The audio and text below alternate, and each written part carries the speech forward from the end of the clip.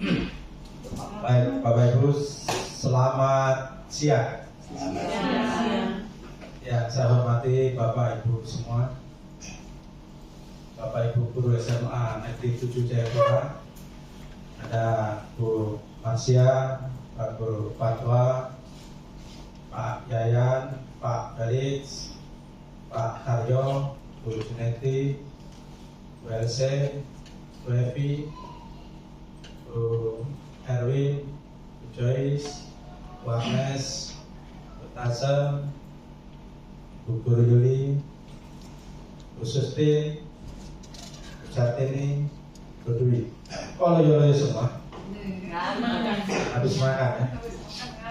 Bapak Ibu, hari ini saya sebagai kepala sekolah mengucap syukur kepada Tuhan Yang Maha Kuasa. Ada teman-teman kita CGP, calon guru penggerak, yang mau berbagi pengetahuan, yang mau berbagi baik, praktek baik, yaitu dari Pak Toto Abdullah, Pak Margono, dan Pak Fajar.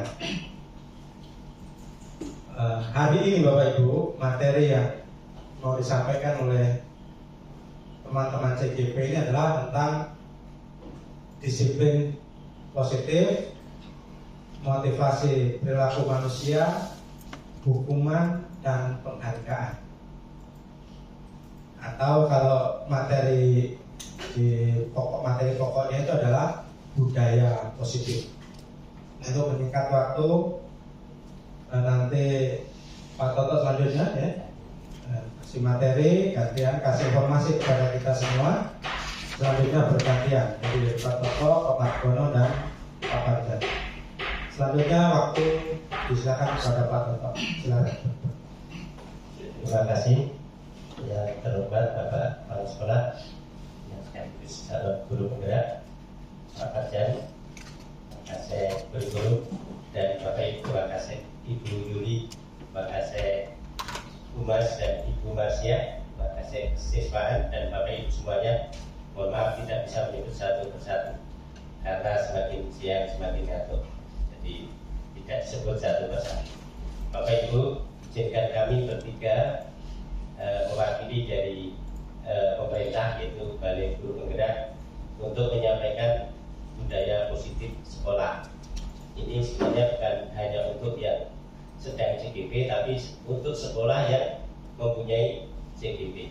Jadi harapannya sekolah-sekolah yang memiliki CGP, sekolah itu bisa bergerak, dan menggerakkan. Jadi tidak harus jadi sekolah penggerak. Ya, untuk materi ini yang wajib disampaikan kepada Bapak Ibu adalah budaya positif sekolah. Ini kami kasih judul budaya positif sekolah SMA Negeri 7 Kota Jayapura oleh CGP Angkatan 11. Ya, di sini ada 3 personil. Langsung saja. Ya, sekarang pengertian pertama, apa itu budaya positif? Ya, kita sambil jalan juga nggak apa-apa. Ya, budaya positif. Ya, budaya positif adalah sebuah nilai kebajikan yang menjadi keyakinan dan pada akhirnya menjadi karakter atau ciri khas dari sebuah komunitas atau lembaga. Dalam ini lembaga pendidikan. Untuk menciptakan budaya yang positif di sekolah, guru hendaklah mampu menjalankan perannya dalam menciptakan pembelajaran yang nyaman dan menyenangkan di sekolah. Karena budaya positif dapat mendorong murid untuk mampu berpikir dan bertindak serta mencipta sebagai proses memerdekakan dirinya sehingga murid lebih mandiri dan bertanggung jawab. Sesuai dengan filosofi Bapak Pendidikan Ki Hajar Dewantara bahwa pendidikan adalah menuntut tumbuh kembang anak. Jadi kita menuntut nanti anak sendiri yang mandiri untuk berkembang. Ya, hasilnya seperti itu. Oke. Ada beberapa konsep yang harus diketahui untuk bisa membentuk budaya positif. Tadi sudah disampaikan oleh Bapak Kepala Sekolah. Ya. Di antaranya disiplin positif, ada motivasi perilaku manusia, ada hukuman dan penghargaan, kemudian ada keyakinan kelas, kebutuhan dasar manusia, posisi kontrol guru, dan segitiga restitusi. Ini sudah kami bertiga laksanakan di tugas terdahulu. Jadi nanti sebagian akan kami tampilkan. Tugas kami melaksanakan sebagian dari 7 materi ini. Ya, tidak semua, nanti kalau semua mungkin waktunya. Lanjut, mulai dari disiplin positif.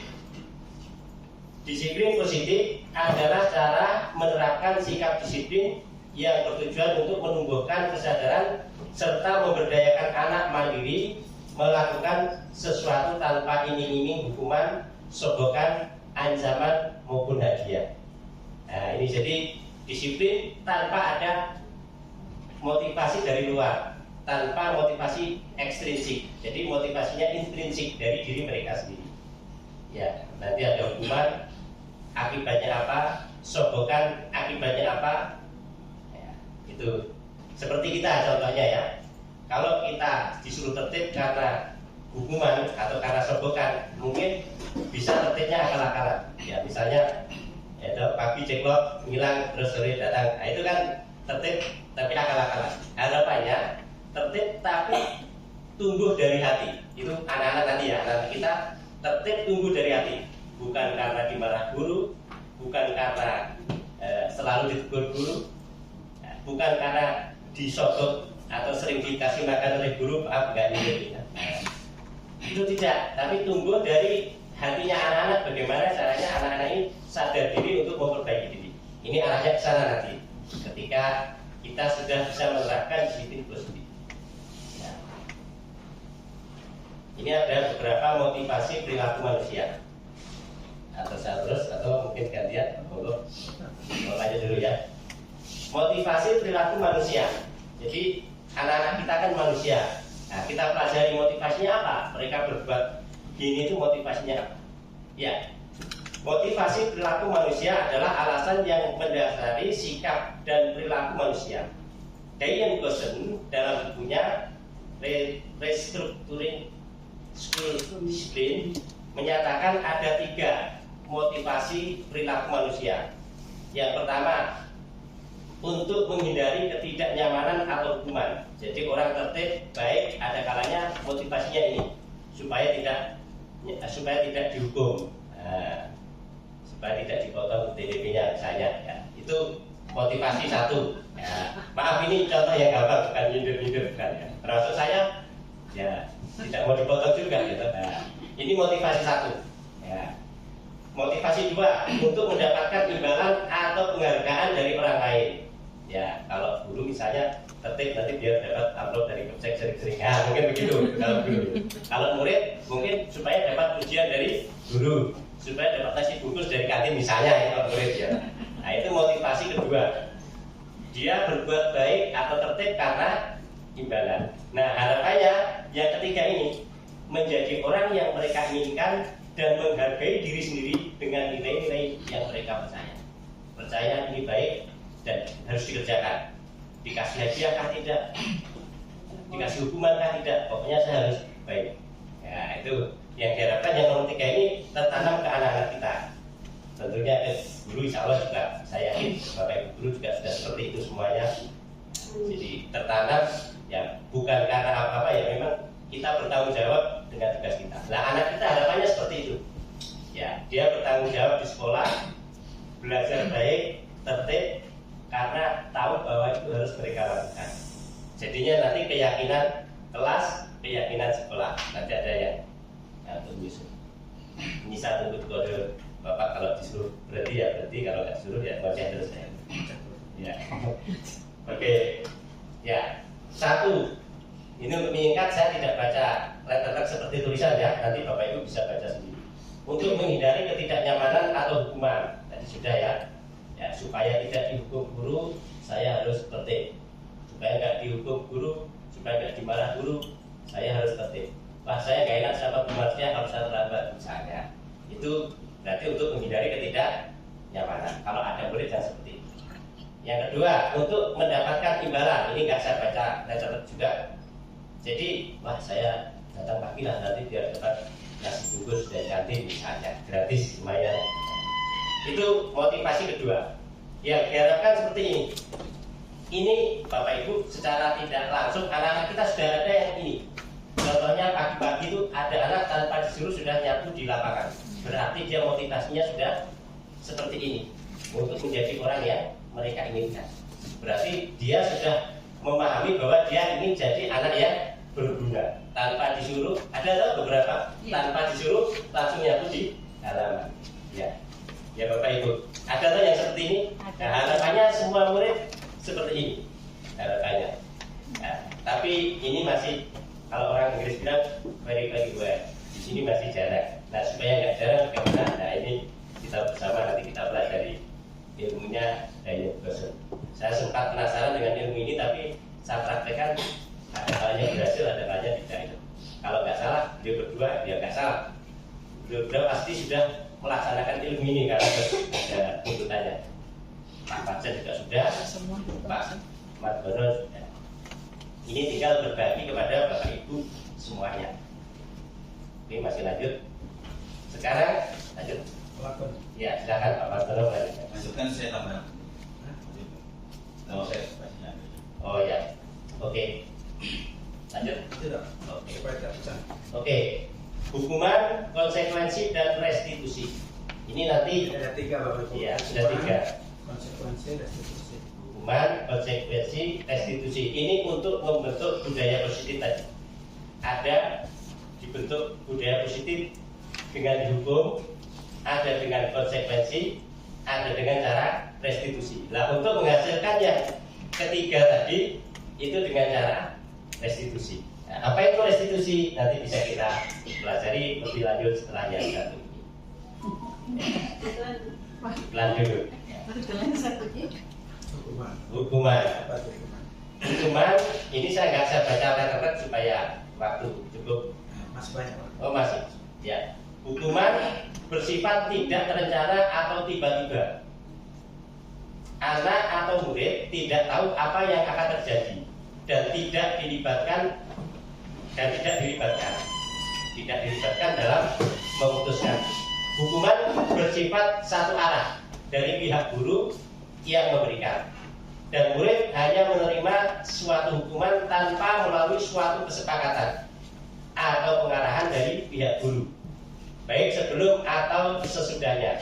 Hukuman yang diberikan bisa berupa fisik maupun psikis. Murid atau anak disakiti oleh suatu perbuatan atau kata-kata. Jadi hukuman itu salah satu contoh. Oh, kamu terlambat, sana lari keliling lapangan 15 kali. Nah, berarti antara kesalahan dengan hukuman ini nggak terukur. Jadi hukuman itu nggak terukur ya. Kesalahannya apa, hukumannya apa, ini nggak terukur. Itu namanya hukuman. Atau anak datang terlambat kita maki-maki di depan sana, itu juga bentuk hukuman. Ya, terlambatnya 5 menit, maki-makinya 1/4 jam misalnya. Ini nggak terukur. Maaf ini bukan ini ya. Ini mohon maaf. Ini apa?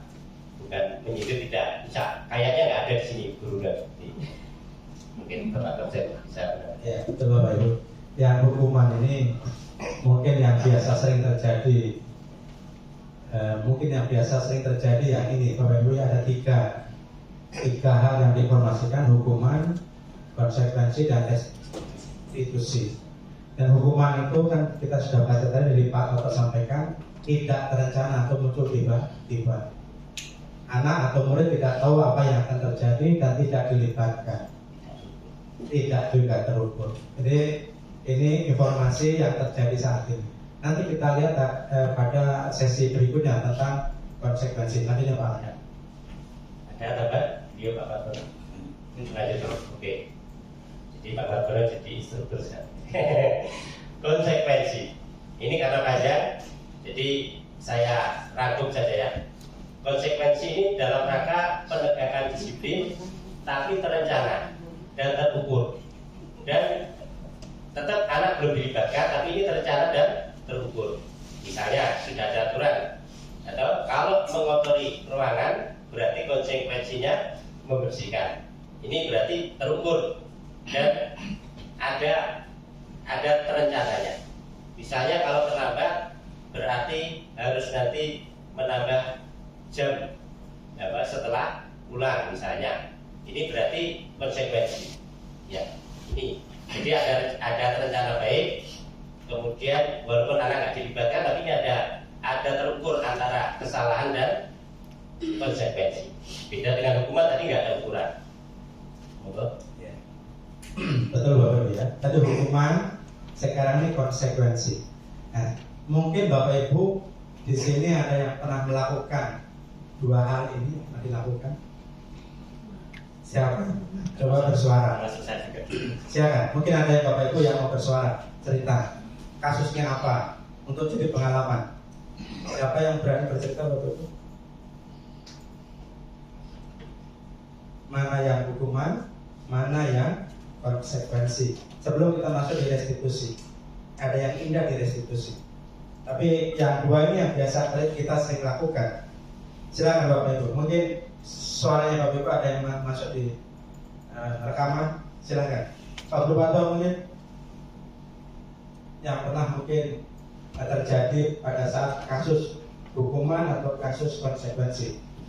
Nggak apa-apa, Bapak Ibu, saya juga pernah. Mungkin beliau juga. Oh iya pernah. Ya. Tanya Bapak pada waktu kecil.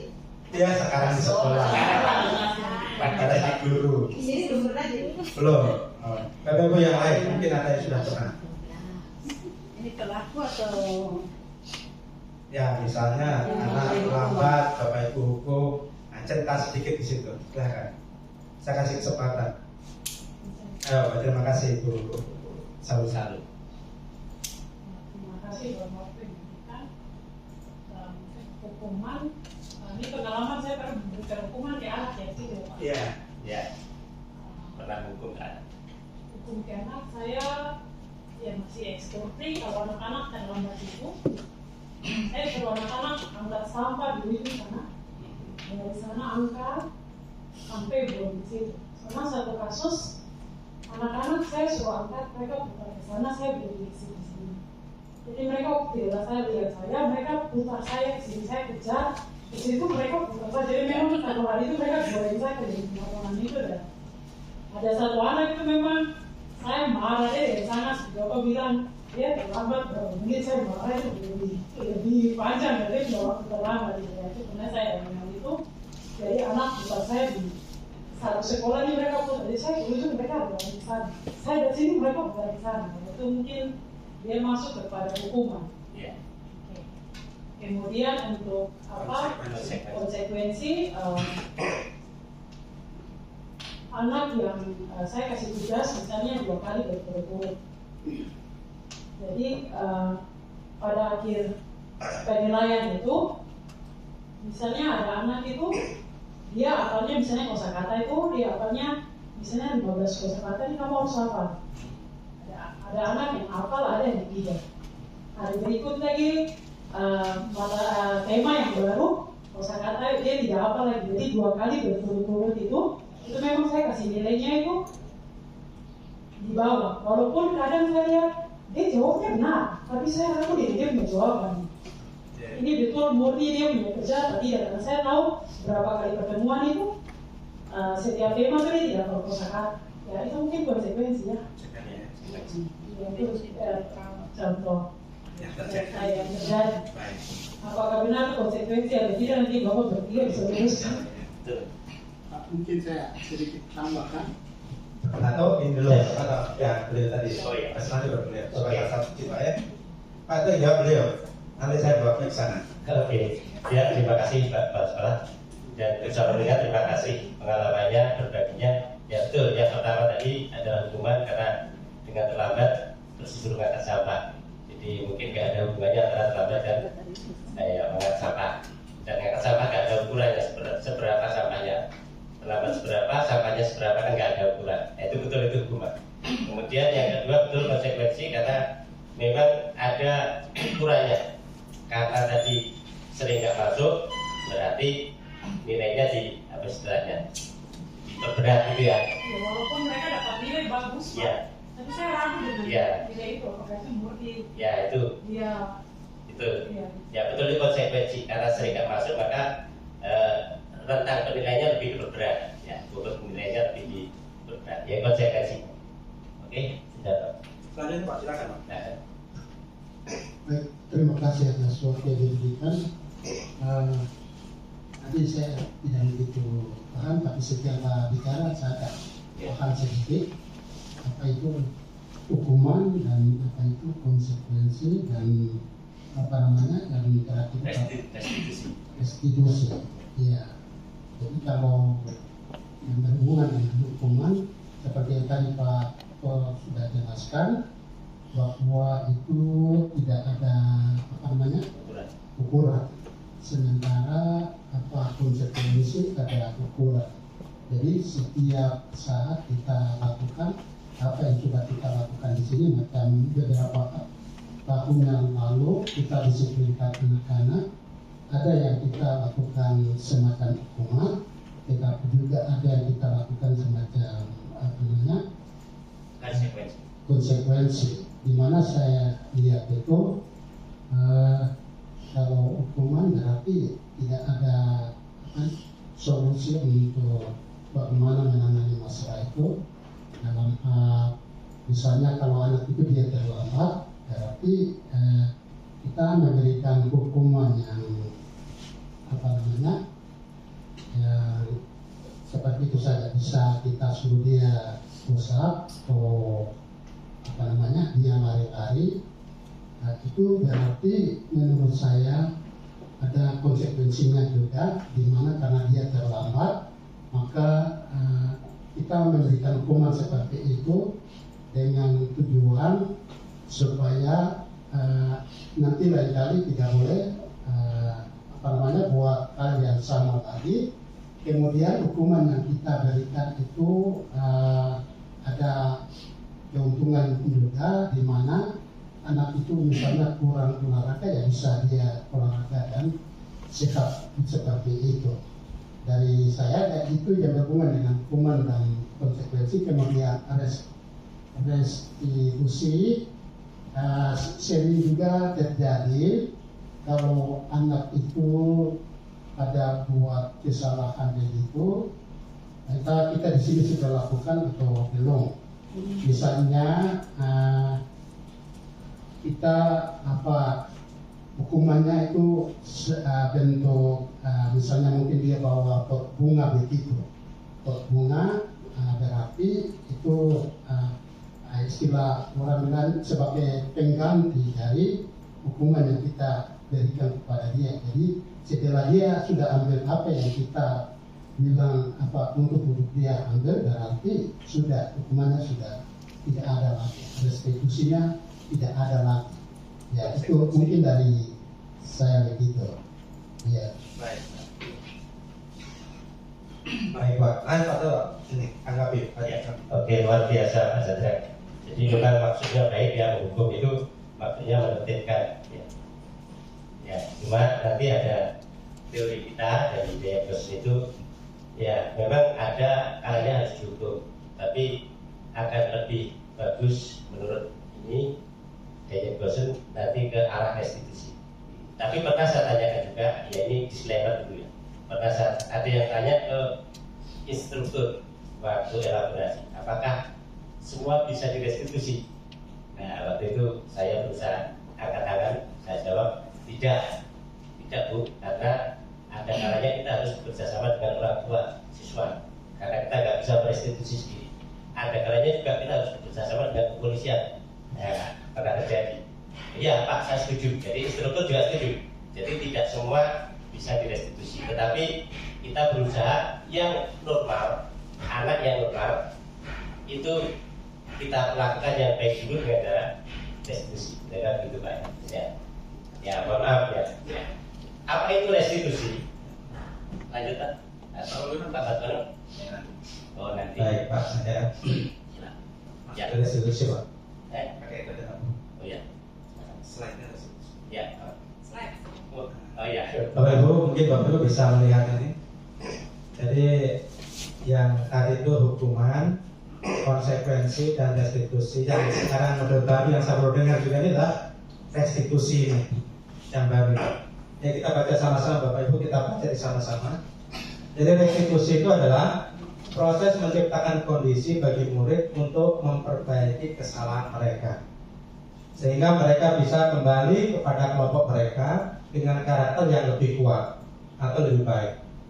Restitusi juga merupakan proses kolaboratif yang mengajarkan murid untuk mencari solusi untuk masalah mereka sendiri dan membantu murid berpikir tentang orang seperti apa yang mereka inginkan dan bagaimana mereka harus memperlakukan orang lain. Restitusi. Nah, di restitusi ini pendalamannya ada apa Bang? Tiga segitiga restitusi. Nanti ada di belakang. Tapi konsepnya ada di sini. Pak, di slide-nya berapa? Slide terakhir. Nah, sebelum masuk ke arah sana Bapak Ibu, ada filenya itu urutannya memang ini dulu, baru kebutuhan dasar manusia, baru segitiga restitusi. Tapi segitiga restitusi itu adalah segitiga untuk menyelesaikan masalah-masalah yang menyebabkan anak itu sadar akan kesalahannya dan kembali pada posisi yang benar. Tapi sebelum masuk ke sana Pak, slide yang berikutnya dia membahas tentang apa Pak?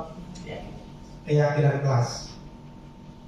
Nah, keyakinan kelas ini sesuatu kebajikan yang disepakati dan diyakini untuk diamalkan di kelas. Keyakinan kelas bisa berasal dari kesepakatan kelas yang diubah menjadi kalimat positif. Bapak Ibu, nanti ke depan ini untuk memudahkan kita dalam menertibkan siswa, kita akan buat kesepakatan dengan anak. Jadi supaya anak yang tersebut dilibatkan. Selama ini kan kita buat tata tertib sekolah kan begitu. Tapi ya dari kita, bukan dari mereka. Nanti ke depan kita akan buat kesepakatan-kesepakatan dengan siswa. Anak ini bagaimana, mau bagaimana. Kita juga maunya bagaimana supaya dua-duanya ini sepakat. Dengan sepakat itu apa yang kita harapkan bersama lebih mudah terwujud. Begitu Bapak. Baik itu yang sebagai wali kelas maupun sebagai guru mata pelajaran. Kan biasa ada kesepakatan-kesepakatan tuh. Mungkin Bapak Ibu ada yang pernah melakukan. Oh ada. Oh tampil dulu. Oh boleh silakan. Ya mohon maaf, ini keyakinan kelas 10B bukan bermaksud mengajari, ini saya coba-coba. Ya. Ada ini.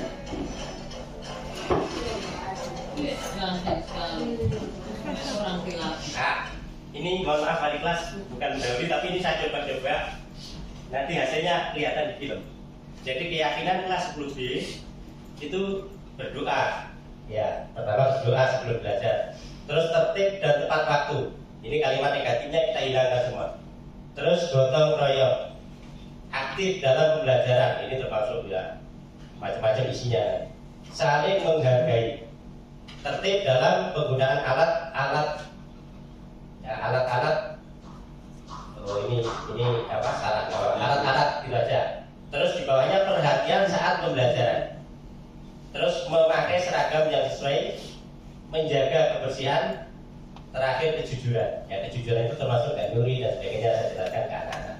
Nah ini tertib dalam menggunakan alat itu termasuk HP. Jadi kalau HP disuruh guru, memang mohon maaf saya ngajarnya sekarang sering saya pakai HP anak-anak. Saya kasih hotspot, baru saya suruh nyari informasi. Nah, termasuk bagian dari apa inovasi. Ini 10B ya, mohon maaf Pak Erik. Nanti saya bantu ini nyoba-nyoba ternyata nanti hasilnya bisa dilihat di sini. Oke, mohon maaf ini ya Pak.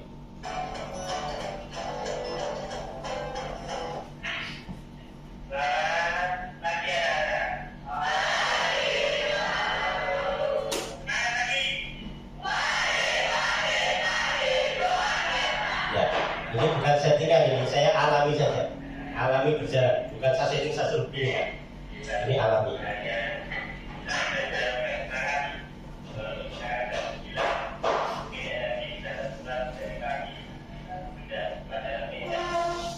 Saya skip ya cepat ya.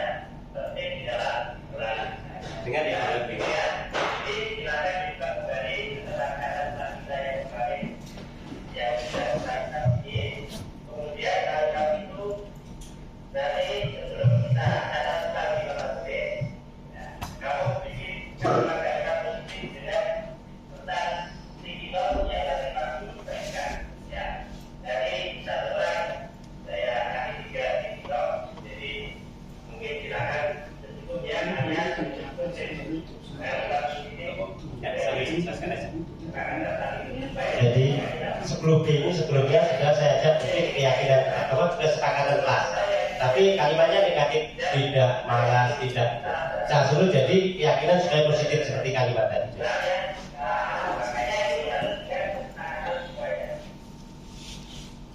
Bapak Ibu, di dalam kita membuat kesepakatan kelas ada hal-hal yang harus dihindari, yaitu kalimat-kalimat negatif. Jangan, tidak, itu jangan ada. Karena menurut psikologi manusia ini dari BK lebih paham. Kalau dibilang jangan kamu, misalnya jangan kamu, misalnya bilang ya, jangan kamu mencuri, malah mencuri. Karena di alam bawah sadar itu dia tidak mengenal kata jangan. Jadi dia kenal apa sadar kita. Jadi oh ternyata begitu. Jadi kami juga baru mendapat informasi di khususnya di penguatan CGP ini, kalau kita membuat kesepakatan menghindari kata jangan dan tidak. Misalnya jangan malas, kita ubah menjadi rajin, belajar rajin. Kita buat begitu supaya itu yang tertanam di memorinya anak-anak.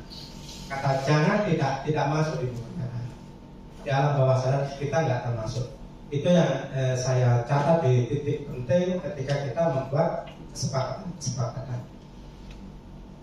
Gitu ya? Ya. Ini cuma setengah jam.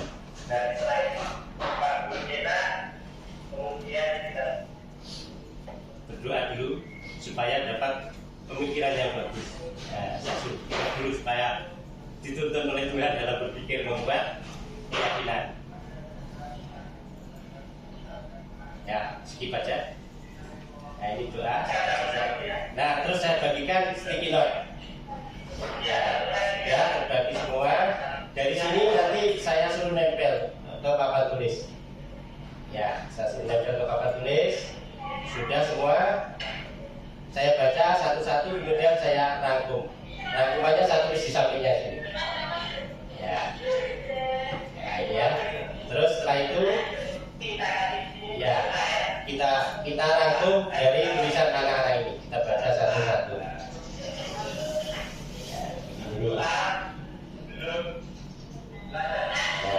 Terus, tapi masukan Pak untuk berikutnya mungkin kalimatnya jangan ditempel di papan tulis, nanti spidolnya ada lengket di situ. Oh, iya. Itu kan lengket ya untuk berikutnya.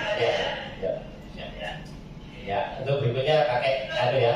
Namanya kertas dulu, ya, karton. Oke, lanjut.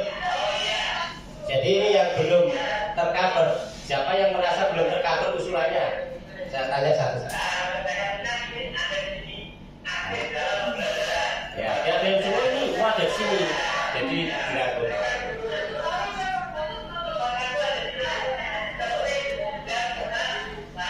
Kayaknya belum.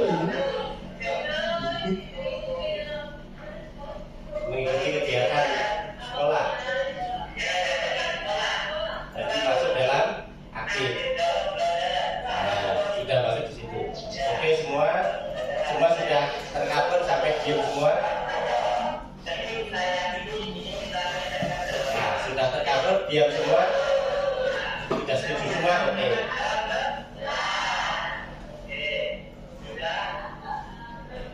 Jadi Pak Ferry tinggal jalankan. Ya, ketua kelas saya suruh maju tanda tangan. Ya, saya suruh maju tanda tangan. Ya, mohon maaf nanti Bapak Ibu sudah bersihkan. Oke, tapi kalian ya, ketua kelas tanda tangan di bawah sini. Mohon maaf, tulisan saya jelek, mungkin salah kita ya. Maunya jadi dokter terus baru jadi guru, itu bisa jadi dokter. Ya. Ya. Ini salah satu siswa untuk kamera karena ini tugas CGP jadi harus disuruh. Tapi paling tidak mudah-mudahan kelas lain juga bisa diterapkan seperti ini.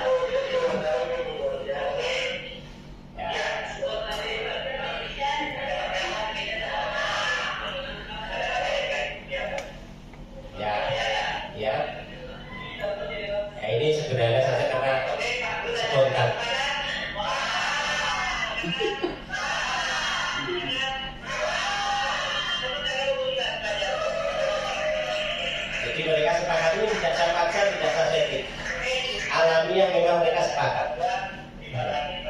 Habis Bapak. Bagi untuk Bapak Ibu sekalian, kamera itu ketika dia goyang-goyang, mata kita juga ikut goyang-goyang, dan efeknya juga kalau kestabilan kita punya saraf itu tidak stabil baik, pusing akhirnya nanti. Jadi solusinya adalah Bapak Ibu kalau bisa punya tongsis. Tongsis itu kira-kira harganya di bawah 200.000, tapi dia bisa membantu kita di situ. Komandan mau sampaikan yang mana? Kebutuhan dasar manusia? Terima kasih, saya menambahkan contoh dari Pak Toto. Jadi memang kalau tidak disiapkan, tidak seperti skenario itu menjadi alami. Saya punya yang pernah saya unggah lewat YouTube supaya Bapak Ibu lihat yang perempuan yang satu potong itu. Nah, ini saya buka di sini untuk kita semua sudah tahu sebenarnya. Kenapa akhirnya CG bahasa saya itu WA saya, Pak, kenapa yang perempuan cuma sedikit, nggak ada, belum sempat membuatkan keyakinan kalau dia terlambat sudah dipotong. Bapak itu saya potong karena dia jawaban kamu tidak. Terima kasih Pak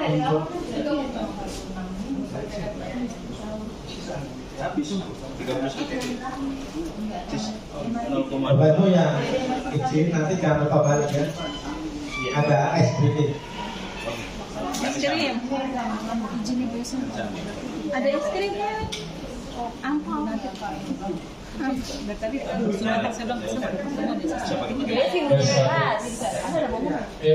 saya mungkin perhatian untuk kita semua ya. Maksudnya ini juga informasi yang baru untuk saya, dan saya coba merefleksi sepanjang tadi pemaparan, dan kita juga menerapkan segitiga restitusi itu juga secara kontekstual ya. Jadi memang yang saya pahami juga di sini benar adanya. Namun kita kembali lagi, saya melihat bahwa situasi di sekolah kita seperti apa yang diterapkan oleh Pak Guru Toto di kelas itu luar biasa. Saya sangat apresiasi sekali. Cuman kita mungkin mencoba mengembangkan satu inovasi ya. Saya kadang berpikir di luar konteks di dalam suatu teori. Tapi kalau kita lihat anak-anak kita itu adalah anak-anak yang mungkin saya boleh katakan lebih dari 50% adalah anak-anak yang berdiri di atas kakinya sendiri. Ini sebuah apa ya? Sebuah realita yang kita hadapi selama bertahun-tahun. Sehingga lebih bagus lagi jika segitiga restitusi tadi itu juga menjadi sebuah bahan sosialisasi untuk orang tua. Karena kita ingin bahwa tidak hanya sepertiga hari saja di sekolah terkait segitiga restitusi. Sebenarnya ini juga kita bisa terapkan ke rumah kita masing-masing karena kita punya anak, ya kan? Artinya ketika masyarakat itu paham apa itu segitiga restitusi, itu dengan sendirinya tadi ya sepertiga harinya di sekolah, kemudian 2/3 harinya di rumah. Saya pikir pelan-pelan membangun kesadaran terwujudnya society tadi yang yang merdeka, mandiri, ya kan? Itu yang kita harapkan bersama. Mungkin ini hanya sekedar saran saya bahwa coba kita kontekstualitaskan dengan keadaan di sekolah kita dalam hal coba kita bukan sekali-kali kita coba melakukan itu dengan mengundang orang tua siswa dengan memberikan sedikit, mungkin kita akan menerjemahkannya secara ringan dikonsumsi oleh orang tua siswa, sehingga dalam menyampaikannya itu maksudnya paham seperti itu. Demikian Bapak presenter bertiga. Terima kasih. Baik, terima kasih Pak ya. Benar apa yang Pak yang sampaikan ya. Nah, tadi Pak yang sudah berpikir melangkah di luar daripada ini, dan saya pikir juga itu baik juga. Karena informasi ini selain untuk kita sebagai guru, selain kita sebagai orang tua, kita juga perlu informasikan ini juga ke orang tua siswa, supaya kalau ada masalah itu tidak langsung perlu kayak KF 55 atau kalau 50. biasanya orang tua maunya mungkin 210, 55, 510 begitu. Kita ada teknik untuk menyelesaikan suatu permasalahan. Nah, mudah-mudahan ke depan pemahaman kami lebih mantap, lebih matang, sehingga kami juga dapat mengundang orang tua atau didampingi dengan pengajar praktek atau instruktur untuk nanti ketika sosialisasi dengan orang tua. Saya rasa begitu, Bapak Ibu juga. Baik, terima kasih Pak ya atas masukan. Saya rasa begitu Bapak Ibu, ada lagi? Cukup? Baik, cukup. Terima kasih. Selanjutnya kita rapat singkat untuk evaluasi. Untuk aktivitas di sekolah bisa berjalan dengan baik, seperti itu. Kemudian yang kedua, sedikit mau berbagi, saya juga tidak tahu apakah masalah yang pernah terjadi di saya di belajar saya itu termasuk hukuman, konsekuensi dan restitusi. Tapi saya biasanya kalau tadi yang Pak Toto sampaikan itu adalah kesepakatan kelas. Artinya ada juga kesepakatan mata pelajaran, begitu. Misalnya mata pelajaran agama, kimia, kita punya kesepakatan sendiri di dalam kelas. Biasanya di awal-awal kayak kelas 10 itu baru. Jadi pertemuan awal langsung kita sampaikan kesepakatan kelas itu seperti apa. Begitu. Cuma mungkin versinya beda-beda ya kesepakatan kelas. Kemudian yang kedua, kadang kalau saya masuk di dalam kelas, saya membuat model ketika saya masuk di dalam kelas, anak-anak masih ada yang bicara, cerita, ngobrol, ada yang makan, ada yang minum. Saya duduk diam dulu di depan. Nanti dengan selisih 2-3 menit, anak-anak itu akan peka dengan sendirinya, mereka diam semua. Kemudian saya akan bertanya ke mereka, sudah selesai? Sudah puas ceritanya? Sudah puas? Sudah makan? Sudah minum? Ibu sudah kasih kesempatan? Nah setelah itu, sekarang kalian beri ibu kesempatan untuk bicara. Begitu. Jadi biasanya seperti itu. Begitupun yang mengobrol di dalam kelas. Misalnya ada 2 orang pernah kasus Pak, saya 2 orang itu karena ngobrol terus 3 kali saya tegur masih ngobrol, satunya saya suruh maju. Saya bilang, ceritakan pengalaman apa saja yang bisa kamu ceritakan di depan, karena kamu tidak bisa menghargai orang yang berdiri di depan.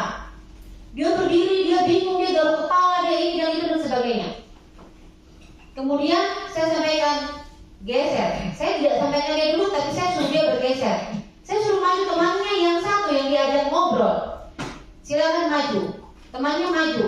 Saya sampaikan, silakan kamu bicara apa yang kamu mau sampaikan dengan kejadian tadi yang sudah 3 kali ditegur. Anak itu secara spontan langsung menjawab, Ibu guru dan teman-teman semua, saya minta maaf untuk yang terjadi tadi. Saya ribut di kelas, tapi saya ke depan akan berjanji bahwa saya ke depan akan lebih baik lagi. Seperti itu. Dan saya langsung bilang, aplaus untuk temanmu yang satu ini. Seperti itu. Ya, nanti mungkin Bapak bertiga mungkin bisa kasih penyegaran buat saya dan teman-teman model seperti itu. Apakah itu hukuman, konsekuensi, ataupun restitusi seperti itu. Kalau saya katakan, kalau ada siswa yang mau keluar dari kelas saya daripada kamu ribut di dalam kelas, ibu tidak marah, kamu boleh keluar. Tapi kamu harus menerima resikonya. Jangan mencari nilai. Begitu, jangan mencari nilai. Apakah itu masuk hukuman, konsekuensi dan sebagainya. Itu. Kemudian yang berikut Pak, untuk evaluasi mungkin masukkan saja evaluasi. Kalau bisa mungkin Bapak kasih kesempatan Ibu yang mau bagi-bagi es krim untuk diselesaikan baru kita masuk ke evaluasi. Karena Ibu mau izin. Terima kasih.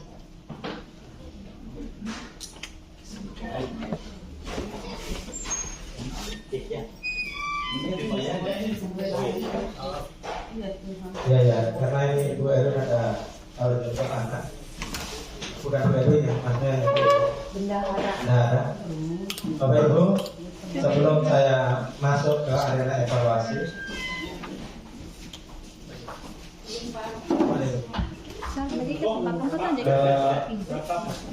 kemarin pada saat peresmian SMA Negeri 7 Jayapura, pertama ada beberapa kejadian yang dipilah-pilah dulu kejadiannya. Jadi yang dilakukan Bu Joyce adalah menenangkan siswa. Itu adalah bagian juga dari restitusi, menstabilkan keadaan. Kemudian titik akhirnya adalah penyadaran siswa tersebut. Nah itu penyadaran itu yang penting. Tapi kalau yang tadi dikatakan boleh tidak ikut pelajaran, yang penting tahu nilainya, itu namanya konsekuensi.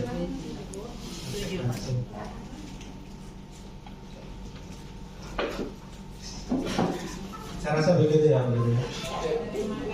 Ya, kasih. Bapak Ibu, selanjutnya kita sambil evaluasi. Yang bapaknya membantu bapaknya penjual babi tiap pagi, dia antri di pasar habis itu, jadi setiap hari dia berjalan usaha. Jadi dia bekerja membantu orang tuanya sambil ke sekolah. Jadi dia nggak bisa datang sebelum jam 7.30. Tapi saya tanya, kamu sudah tahu kalau di sekolah jam 7.30 sudah Pak Guru, tapi saya tidak bisa. Nah, ini kan harusnya dia dapat hukuman atau konsekuensi dari dia punya kesempatan itu. Hanya saja karena itu sistem mengambil video bagaimana yang membuat anak itu yakin dengan kesalahannya, kemudian ingin memperbaiki kesalahannya, ternyata hal ini tidak menjadi bagian dari kita punya kesimpulan di situ. Nah nanti video ini juga akan kita potong dari hasil ini. Ini saya jelaskan kepada ibu-ibu kenapa menjadi barrier durasi yang saya sampaikan. Ini masalahnya kamera di mana-mana. Ya, yang saya tadi di awal sudah menginformasikan. Jadi Bapak Ibu, tadi itu tambahan dari Pak Bernol. Demikian. Selanjutnya setelah keyakinan kita tadi, titik pentingnya saya sudah sampaikan. Jangan menggunakan kata tidak dan jangan, kata yang negatif. Nanti di Bapak Ibu cari kalimat positif untuk mencari kesepakatan yang bisa disepakati bersama antara guru dan siswa, supaya siswa juga merasa dilibatkan. Yang berikutnya ini saya akan sampaikan kebutuhan dasar manusia. Ya, Bapak Ibu, 5 kebutuhan dasar manusia. Ini saya sampaikan saja. Nanti Bapak Ibu membaca sendiri nanti. Kebutuhan tentang bertahan hidup, kebutuhan tentang kasih sayang dan rasa diterima, kebutuhan kekuasaan dan penguasaan, kebutuhan kebebasan. Kita tuh karena nggak mau dikekang, kita punya bebas. Kebutuhan tentang kesenangan. Detailnya ini nanti Bapak Ibu cari informasi sendiri, gampang. Turun lagi Pak. Turun lagi. Nah, di posisi kontrol, Bapak Ibu, kita ini sebagai guru ada 5 posisi kontrol kita. Ini kalau saya salah sebut masalahnya. Jadi posisi kontrol itu sudah disampaikan di situ. Bapak bisa baca. Berikut ini akan disampaikan suatu program disiplin positif yang berpusat pada murid yang dikembangkan oleh Diane Gosel dengan pendekatan restitusi yang disebut dengan 5 posisi kontrol. Diane Gosel dalam bukunya Restructuring School Discipline tahun 98 mengungkapkan bahwa guru perlu meninjau kembali penerapan disiplin di dalam ruang-ruang kelas mereka selama ini. Apakah telah efektif, apakah berpusat, memerdekakan, dan memandirikan murid, bagaimana dan mengapa. Melalui serangkaian riset, melalui riset apakah posisi kontrol itu? Ini saya sebut. Pertama tentang penghukum, Pak. Jadi kadang kita itu berposisi sebagai penghukum. Yang kedua sebagai pembuat rasa bersalah. Yang ketiga sebagai teman. Yang keempat kita bisa berposisi sebagai pemantau. Yang kelima bisa sebagai manajer. Dari 5 posisi yang saya sebut tadi Bapak Ibu, yang menjadi pedoman kita paling bagus adalah sebagai manajer. Apa itu manajer? Yang itu saya tidak sebut ya, nanti Bapak Ibu belajar ya. Manajer, ya. Posisi manajer itu adalah posisi kontrol yang disarankan untuk membimbing murid memiliki sikap disiplin yang positif, yaitu murid yang mandiri, bertanggung jawab, dan dapat memecahkan masalah. Tujuan dari posisi ini adalah agar murid bisa merefleksi atas tindakannya. Guru dengan tulus akan memberikan pertanyaan yang bermakna sehingga murid dapat belajar dari kesalahannya dan mencari solusi untuk menyelesaikannya. Suara pada contoh manajer ini netral, tidak emosional, tidak terlalu ramah, tidak bernada tinggi, akan tercipta identitas berhasil atau positif. Ada teman Pak? Ada filmnya, silakan.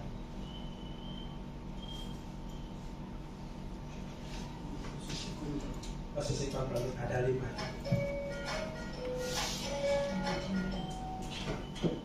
Salam bahagia Ibu dan Bapak Guru hebat.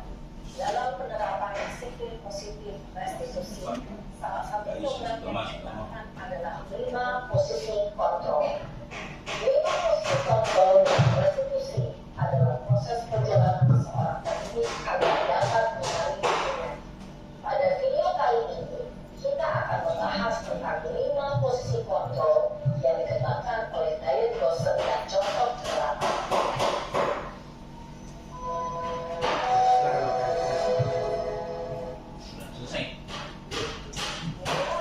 Kontrol itu adalah 1. Posisi penghukum, 2. Posisi pembuat asal pisau, 3. Posisi teman, 4. Posisi pemantau atau monitor, dan 5. Posisi manajer. Untuk lebih memahami 5 posisi tersebut, mari kita saksikan kasus Naret yang melanggar hak kedua murid di sekolah dan melihat bagaimana kelima posisi kontrol dalam menghadapi masalah tersebut. Betul.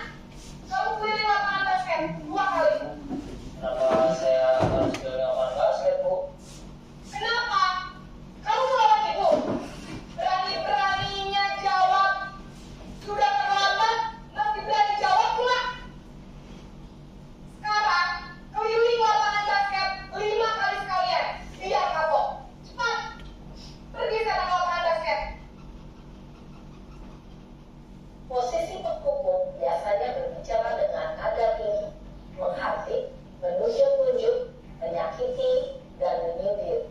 Hukuman bisa berupa fisik maupun psikis. Ibu dan Bapak Guru hebat, dampak yang terjadi pada murid ketika guru berada pada posisi penghukum adalah murid cenderung akan memberontak, bahkan menyimpan dendam.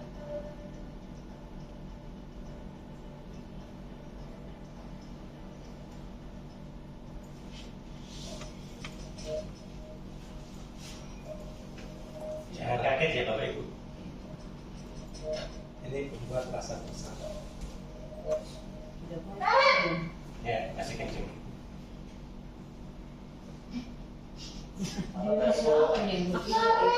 Naret, kamu kenapa terlambat lagi, Nak? Ya Tuhan, Naret, kamu senang ya bikin ibu susah ya? Kalau kamu terlambat lagi, nanti ibu yang ditegur bapak kepala sekolah, Nak. Disangka ibu tidak bisa membina kamu. Duh, gimana ini? Malah Bu. Duh, Gusti Naret, kamu suka ya kalau ibu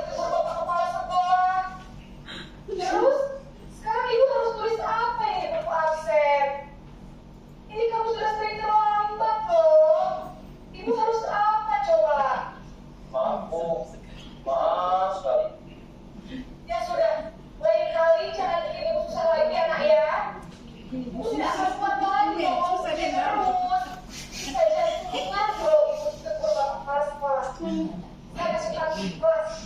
Maaf ya Bu, maaf sekali. Beda reaksi. Tandanya ini posisi saya. Posisi pembuat rasa bersalah berbicara dengan nada tenang, cenderung lembut. Namun kata-kata yang diutarakan membuat murid merasa menjadi orang yang gagal, memandang buruk dirinya sendiri, merasa tidak berharga, dan tidak sanggup membahagiakan orang lain. Ketika guru mengatakan posisi membuat rasa bersalah, murid akan menganggap dirinya yang bersalah dan dia akan menyimpan emosi negatif tersebut di dalam dirinya. Nah ini boleh teman jadi kurang. Masih kerja juga ya. Dan sebagai teman, posisinya teman. Cara lagi. Saya kaget loh. Berarti kelima ini. Wah, sudah jam berapa ini nak? Berapa pagi ya sayang? Iya Bu, habis ibu saya lupa meloncat saya Bu. Kamu malah menyalahkan ibu kamu. Kamu bukannya anak yang paling kencang. Kok terlambat sih? Iya Bu, saya memang terlambat bangun tadi. Jadi biarpun saya lari kencang, tetap gak kekejar Bu. Ya sudah sana, nanti lain kali larinya lebih kencang lagi ya. Biar gak terlambat lagi. Bikin suruh ibu. Demi ibu. Bisa kan? Bisa lah Bu. Sudah satu bos. Ibu beresin urusan absen kamu. Kamu ini ada-ada saja. Ya teman. Dalam diskusi teman, guru berbicara dengan nada suara ramah, akrab, cenderung bersenda gurau untuk menjaga suasana tetap santai. Murid akan merasa senang, aman, dan akrab dengan guru. Identitas yang tercipta adalah identitas sukses atau berhasil. Namun, perlu diingat, karena ini masih dorongan eksternal, maka ada faktor ketergantungan dari murid kepada orang tertentu. Di sini, guru aksennya, sehingga di lain waktu, murid bisa berperilaku baik, namun hanya pada orang-orang tertentu saja.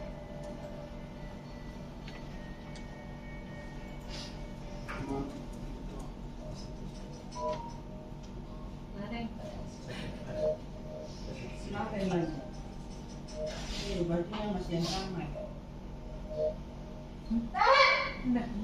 Sekarang panggil. Ini kayaknya film yang sama. Baik Bu.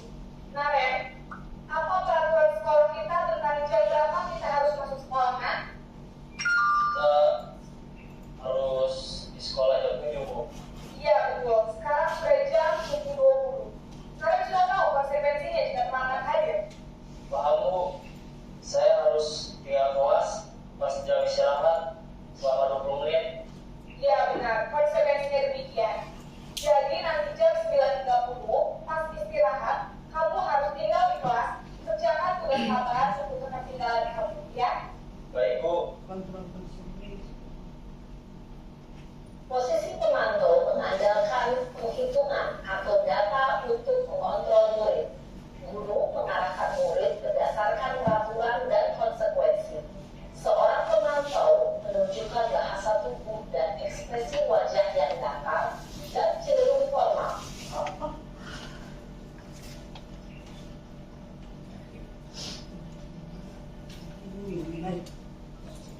Ini posisi. Kenapa tidak bisa? Jangan kaget masih kencang. Pastikan sendiri kan. Kayak film. Selamat pagi Karen. Maaf Bu, saya terlambat. Ya, sekolah masuknya jam 7, sekarang sudah jam 7.20. Jadi sekarang bagaimana ini Karen? Maaf Bu, saya lupa tahun saya semalam. Baiklah, menurut kamu, keyakinan sekolah yang mana yang perlu kamu tingkatkan? Menghargai diri sendiri dan orang lain mungkin ya Bu. Setuju. Jadi, apakah Naren meyakini prinsip saling menghormati tersebut? Iya Bu, saya meyakininya. Apakah Naren bersedia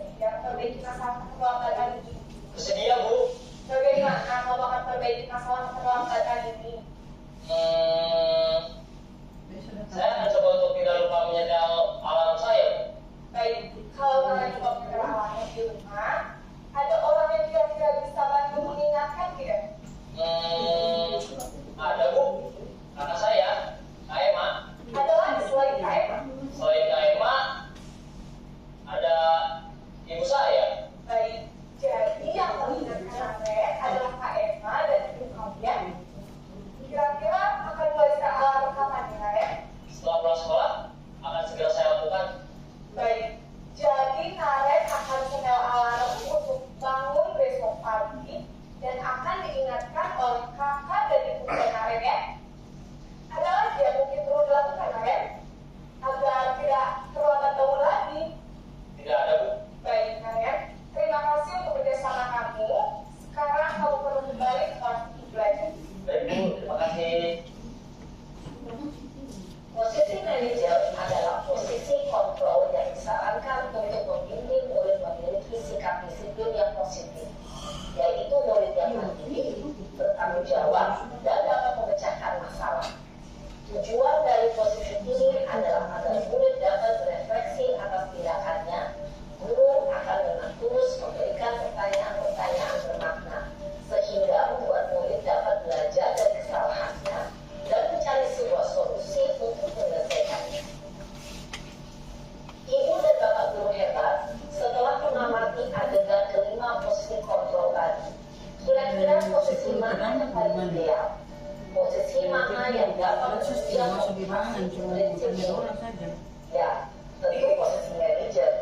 Posisi ini memang posisi ideal dan ingin dituju setiap individu. Pada posisi inilah, guru dapat menerapkan disiplin positif dan berpihak pada murid yang memerdekakan murid.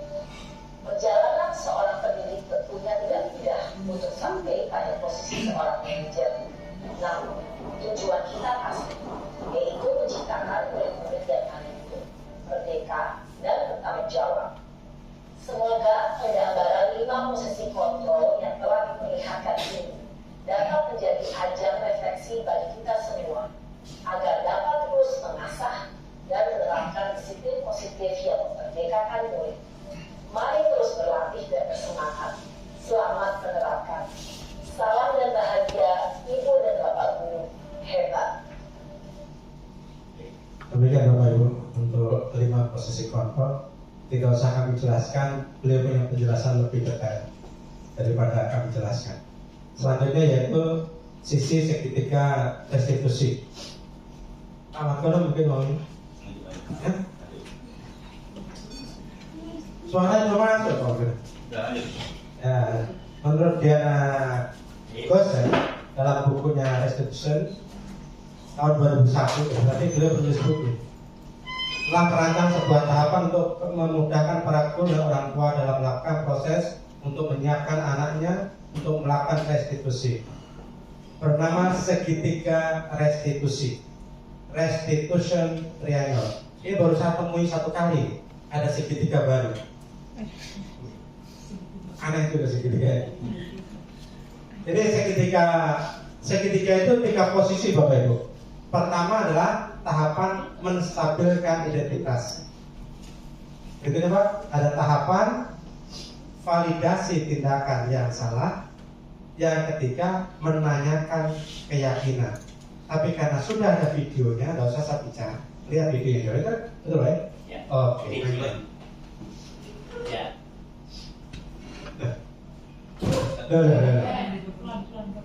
Ini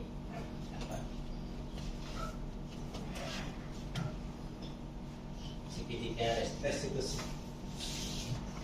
Ibu ini sudah baru. Salam dan bahagia, Ibu dan Bapak Guru hebat.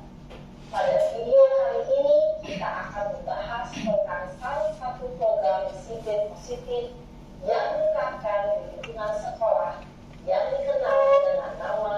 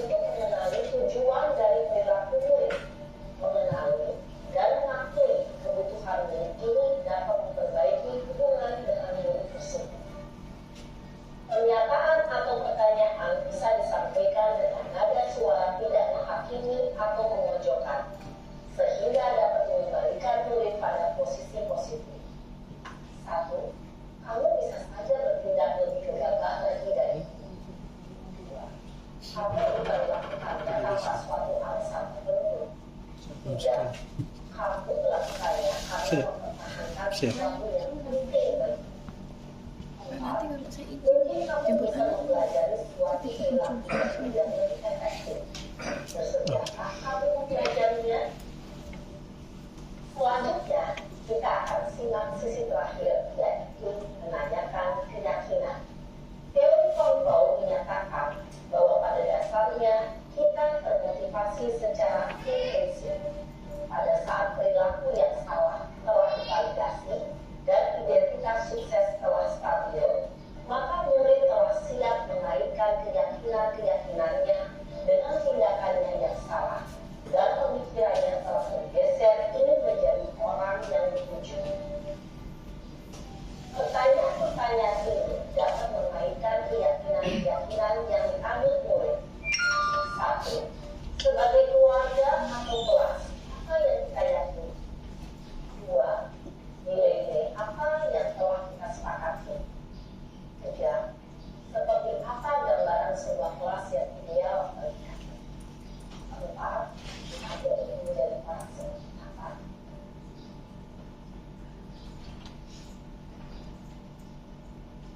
Dalam menerapkan segitiga restitusi, perlu diperhatikan beberapa hal, yaitu 1. Perilaku yang salah perlu dikaitkan dengan nilai-nilai atau keyakinan-keyakinan yang telah disepakati atau dituju. 2. Kesediaan orang yang melakukan kesalahan untuk memperbaiki masalah. 3. Pemecahan masalah sebisa mungkin relevan atau memiliki hubungan dengan masalah yang ada. 4. Usaha perlu adanya suatu usaha perbaikan dari pihak yang berbuat kesalahan. 5. Waktu perlu didedikasikan waktu dari pihak yang berbuat kesalahan. Tanyakan kapan akan mulai dilakukan usaha untuk memperbaiki masalah. Dengan memahami struktur penerapan segitiga restitusi, diharapkan guru dapat menerapkan posisinya sebagai manajer dengan mengajukan pertanyaan-pertanyaan bermakna yang dapat membuat murid menjadi percaya diri, bertanggung jawab, dan mandiri. Nah, ibu bapak guru perlu tidaknya mengikuti ketiga tahapan dalam segitiga restitusi bergantung pada ringan beratnya suatu permasalahan. Misalnya, bila permasalahan tersebut ringan, maka tidak perlu dijalankan secara berurutan. Bahkan bisa semudah menanyakan apa keyakinan yang kita sepakati. Dengan menjalankan segitiga restitusi, dengan mengajukan pertanyaan-pertanyaan bermakna, diharapkan murid menjadi kuat secara pribadi, dapat membuka wawasan hidup agar dapat menyelesaikan permasalahannya sendiri, semakin percaya diri, mandiri, dan merdeka. Salam dan bahagia. Oke. Kemudian Bapak Ibu, segitiga restitusi yang langsung disampaikan oleh ahlinya. Jadi tapi ada kalimat ini yang perlu kita baca sama-sama. Segitiga restitusi tidak perlu dijalankan secara berurutan. Jika memang kesalahannya ringan, guru langsung saja melakukan tahapan menanyakan keyakinan. Dengan menerapkan segitiga restitusi, dengan mengajukan pertanyaan-pertanyaan yang bermakna, diharapkan murid menjadi lebih kuat secara pribadi, membuka wawasan murid agar dapat menyelesaikan permasalahannya sendiri, sehingga murid menjadi semakin percaya diri, mandiri, dan merdeka. Bapak Ibu, mungkin Pak Wardono ada yang mau sampaikan? Bapak Ibu sekalian, terima kasih. Dalam hal disiplin positif mengandung makna bahwa disiplin diri yang memiliki motivasi internal yang kuat untuk bagaimana kita mengontrol diri dan menguasai diri guna melaksanakan tindakan yang mengacu pada nilai-nilai kebajikan universal secara bertanggung jawab. Kalau internal saja ini gagal, baru kita gunakan dari eksternal. Nah, membangkitkan disiplin internal inilah yang menjadi PR kita di sekolah kita ini, karena anak-anak kita secara internal juga belum disiplin. Bapak Ibu sekalian, tadi sudah disampaikan banyak hal. Saya menambahkan di pelatihan ini saya mendapat ilmu, kami bisa membedakan mana pengajaran dan mana pendidikan. Pendidikan adalah bagian dari pengajaran, yaitu tuntunan dalam hidup tumbuhnya anak-anak. yaitu menuntun segala kodrat yang ada pada anak-anak agar mereka dapat mencapai keselamatan dan kebahagiaan yang setinggi-tingginya, baik sebagai manusia maupun sebagai anggota masyarakat. Jadi pendidikan kita ini menuntun Bapak Ibu. Kalau kita menuntun ini berdasarkan kodratnya anak-anak. Dari mana hidup tumbuhnya anak-anak kita itu terletak di luar percakapan atau kodrat kita sebagai kaum pendidik. Kita hanya menguatkan mana yang dia miliki, kita kuatkan, kita tingkatkan. Bapak Ibu, dalam teori pendidikan oleh Kiai Hajar Dewantara, pendidikan itu butuh jiwa dasar, di mana dasar jiwa, keadaan jiwa yang asli menurut kodratnya sendiri dan belum dipengaruhi keadaan di luar diri. Anak yang lahir di dunia, aliran negatif dan aliran yang terkenal dengan nama convergence theory. Bapak Ibu sekalian, untuk mendapatkan syarat-syarat pengetahuan dalam disiplin positif ini ada 5 yang menjadi kekuatan kita. Yang pertama adalah psikologi, jadi betul-betul jiwa kita yang akan kita pindahkan ke anak-anak. Yang kedua fisiologi, yaitu sehat bugarnya kita. Yang ketiga etika dan moral.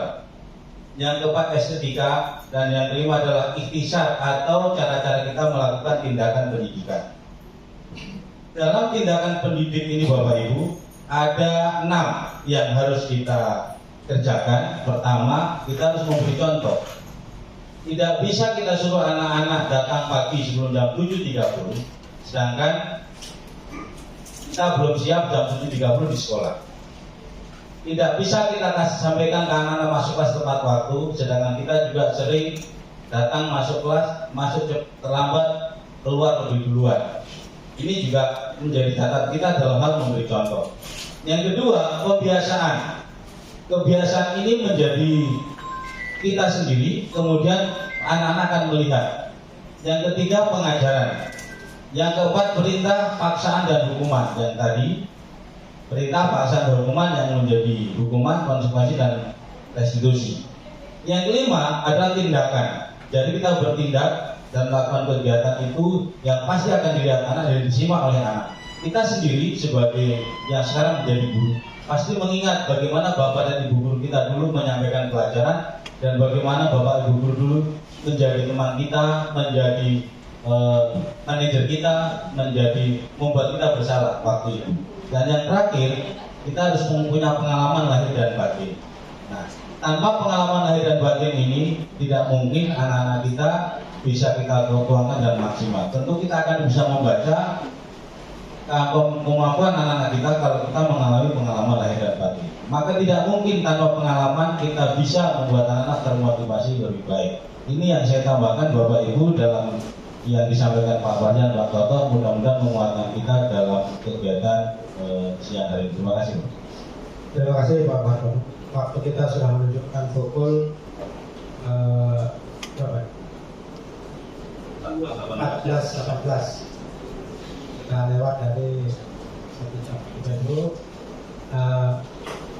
apa yang telah kami sampaikan ketika tadi juga sebenarnya pembelajaran untuk kami juga. Kami juga informasikan kepada kita semua di tempat ini. Harapannya informasi yang baru ini, ilmu yang baru ini mengubah cara pandang kita, mengubah cara sikap kita, tindakan kita kepada anak-anak. Memang paling bagus adalah munculnya kesadaran dari dalam diri setiap kita, setiap anak, sehingga kita tidak mengeluarkan tenaga ekstra. Kadang-kadang hukuman itu diperlukan kadang-kadang, tapi kita sudah belajar dari hasil penelitian bahwa lebih bagus kita menggunakan posisi manajer, kita menggunakan sertifikat restitusi untuk menyelesaikan beberapa masalah. Walaupun tidak semua masalah bisa diselesaikan dengan sertifikat restitusi. Saya rasa begitu Bapak Ibu informasi berbagi praktek baik yang kami dapat sampaikan. Kami juga minta maaf kami tidak menyediakan es krim, bukan es krim ya. Harusnya kalau kita pelatihan kan ada break apa namanya? Es breaking. Tapi kalau kita nggak punya es breaking kita siapkan es krim gitu. Jadi Bapak Ibu minta maaf kalau Bapak Ibu jamnya jam ngantuk juga.